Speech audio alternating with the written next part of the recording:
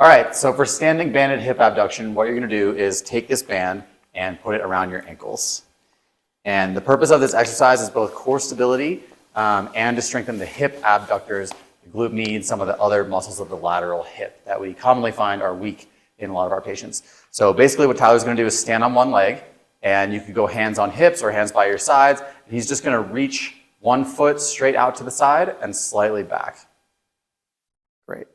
And the key things with this exercise are you're gonna wanna keep your core brace nice and tight. So take that deep belly breath in and then brace your abdominal muscles. Tyler, if you could turn to the side. By bracing that core nice and tight, what he's gonna prevent is that lower back from arching as he's reaching the leg back. And instead, he's gonna be working these muscles right here on the back side of the hip. So you should be feeling it right about here. Right there. And maybe, Tyler, you could demonstrate what it looks like if you're arching your back instead of working your glute muscles. Great, so we wanna avoid this lumbar flexion, right? The extension and abduction of the leg should be coming from the hip muscles. So with something like this, you could do 10 to 15 repetitions on each side. You could do up to 2 to 3 sets with a 1 to 2 minute rest in between. And you could do that even a couple times a day. All right, thanks for watching.